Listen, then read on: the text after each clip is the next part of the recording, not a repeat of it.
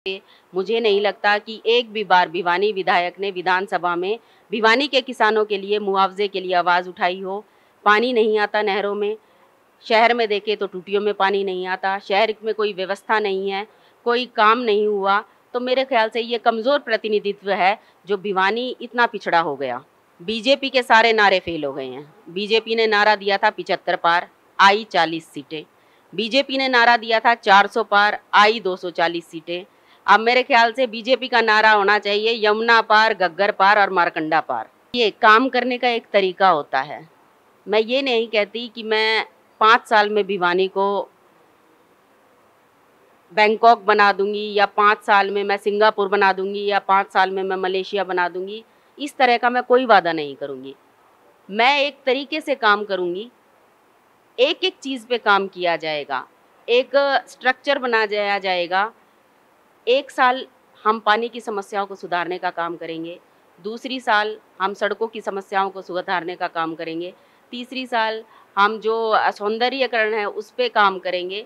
इस तरह धीरे धीरे एक स्ट्रक्चर तैयार होगा, उस पे हम काम करते चले जाएंगे। और मुझे पूरा विश्वास है अगर 5 साल में हम 2 या 3 समस्याएं भी भिवानी की सुलझा पाएंगे तो भिवानी वालों को कम से कम ये उम्मीद तो होगी कि ये समस्याएं सुलझी हैं तो आगे वाली समस्याओं पे भी काम होगा।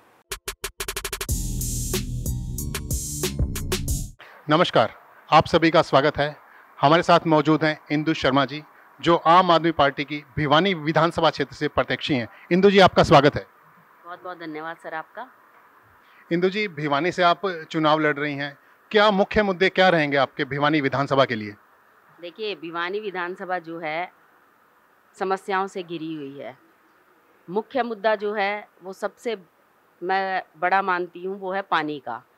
पानी भिवानी विधानसभा के 31 गांव और 31 वार्डों में कोई ऐसा हिस्सा नहीं है जहां पानी की सप्लाई मतलब भरपूर मात्रा में आती हो। अगर कहीं थोड़ा बहुत पानी आता भी है तो वो भी दूषित आ रहा है।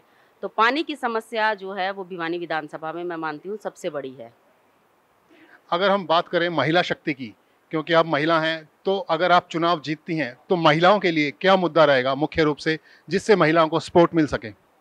देखिए, महिलाओं के लिए छोटी-छोटी चीज़ें बड़े मायने रखती हैं। मैंने अभी आपको बताया पानी का मुद्दा।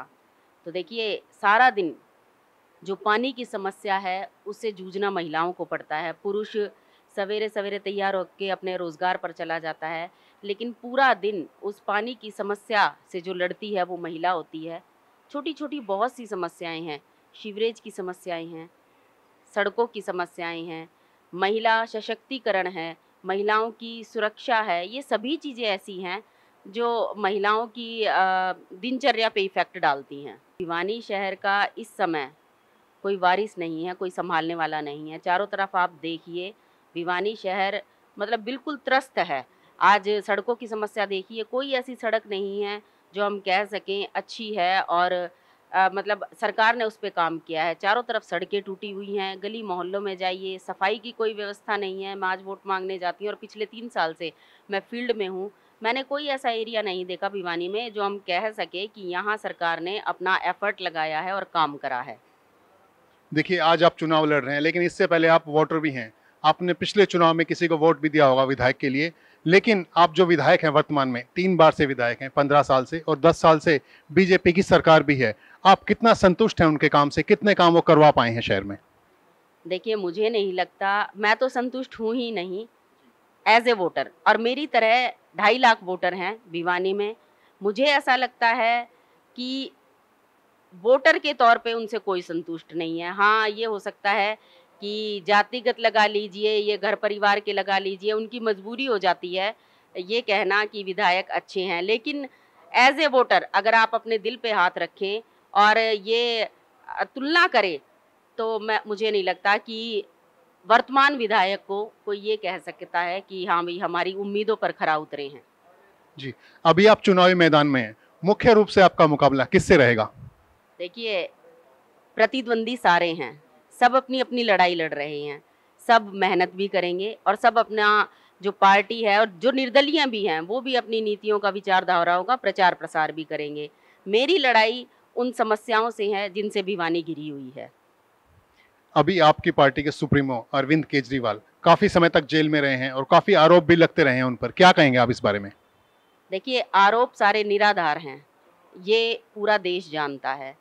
आरोप हैं ही नहीं, ये झूठे केस लगाए गए हैं जिनमें ज़बरदस्ती अरविंद केजरीवाल जी को अंदर करा गया है और अब फ़िलहाल ज़मानत मिल चुकी है। पूरे ज़ोर-शोर से हरियाणा में चुनाव प्रचार में उतरेंगे और बहुत अच्छी सीटें हम आम आदमी पार्टी की हरियाणा विधानसभा में लेके जाएँगे।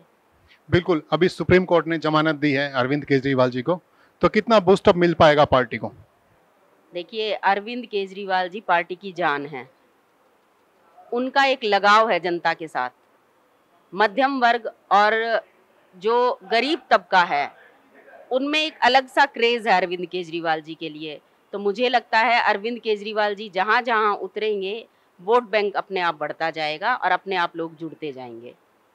आपके पास ऐसा कोई रोड मैप जिससे भिवानी के हालात सुधर सकें, अगर आप विधायक बनते हैं तो?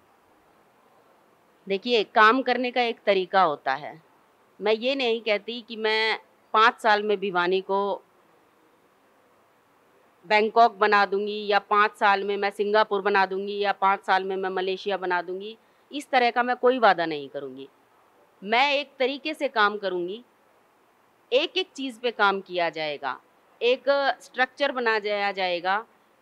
1 साल हम पानी की समस्याओं को सुधारने का काम करेंगे, दूसरी साल हम सड़कों की समस्याओं को सुधारने का काम करेंगे, तीसरी साल हम जो सौंदर्यीकरण है उस पे काम करेंगे। इस तरह धीरे-धीरे एक स्ट्रक्चर तैयार होगा, उस पे हम काम करते चले जाएँगे और मुझे पूरा विश्वास है अगर 5 साल में हम 2 या 3 समस्याएँ भी भिवानी की सुलझा पाएँगे, तो भिवानी वालों को कम से कम ये उम्मीद तो होगी ही कि ये समस्याएँ सुलझी हैं, तो आगे वाली समस्याओं पे भी काम होगा। बिल्कुल, भिवानी एक पुराना शहर है। आप काफ़ी शहरों में जाते होंगे, हरियाणा के काफ़ी शहर देखे होंगे आपने, लेकिन यहाँ के हालात और बाकी शहरों के हालात बिल्कुल डिफरेंट हैं। क्या कारण है इसका? देखिए, ये कमज़ोर प्रतिनिधित्व है, उसकी निशानी है। आज देखिए भिवानी में पानी की समस्या, ना पीने को पानी है, ना नहरों में पानी है। किसानों की कोई आवाज़ उठाने के लिए तैयार नहीं। आज देखिए मुआवज़ा भिवानी के किसानों को कहीं नहीं मिलता। 15 साल से मुझे नहीं लगता कि एक भी बार भिवानी विधायक ने विधानसभा में भिवानी के किसानों के लिए मुआवज़े के लिए आवाज़ उठाई हो। पानी नहीं आता नहरों में, शहर में देखें तो टूटियों में पानी नहीं आता, शहर में कोई व्यवस्था नहीं है, कोई काम नहीं हुआ। तो मेरे ख़्याल से ये कमज़ोर प्रतिनिधित्व है जो भिवानी इतना पिछड़ा हो गया। जबकि बात करें आज से पहले की, तो ट्रिपल इंजन की सरकार थी, स्टेट में, सेंटर में और म्युनिसिपल कमेटी में भी, फिर भी हालात जस के तस। देखिए, ये सरकार की नाकामी है।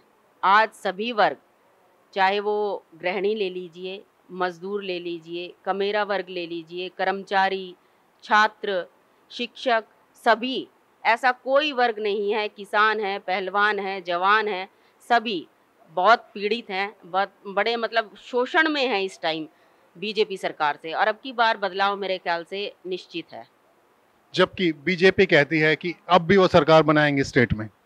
देखिए, बीजेपी के सारे नारे फेल हो गए हैं। बीजेपी ने नारा दिया था 75 पार, आई 40 सीटें। बीजेपी ने नारा दिया था 400 पार, आई 240 सीटें। अब मेरे ख्याल से बीजेपी का नारा होना चाहिए यमुना पार, घग्गर पार और मारकंडा पार। जी, भिवानी की जनता को क्या मैसेज देना चाहेंगे आप? भिवानी की जनता को मैं आपके माध्यम से यही मैसेज देना चाहूँगी कि आप लोगों ने सबको मौका दिया, राष्ट्रीय दलों को मौका दिया, क्षेत्रीय दलों को मौका दिया। अब की बार हमारे कहने से एक बार आम आदमी पार्टी को आजमाइए, एक नई पार्टी को वोट दीजिए, नए चेहरे को वोट दीजिए, युवा चेहरे को वोट दीजिए और विश्वास रखिए आप लोगों ने अगर आशीर्वाद दिया तो भिवानी जिन हालातों से पिछले बहुत समय से पीड़ित है, हम उन हालातों को सुधारेंगे। धन्यवाद। ये थे इंदु शर्मा जी। हाँ, अब चुनावी माहौल है, चुनावी मौसम है, तो मैं सभी दर्शकों से एक बात जरूर कहना चाहूँगा कि कहीं भी हो आप वोट जरूर दें, क्योंकि वोट की ताकत आपको 5 साल बचा सकती है। फिर आप ये मत कहिएगा कि वोट हमने नहीं दिया था और सरकार किसकी बनी। आप वोट किसी को भी दीजिए, किसी भी पार्टी को दीजिए, लेकिन वोट 100% कीजिए। आप बने रहिए हमारे साथ। नमस्कार।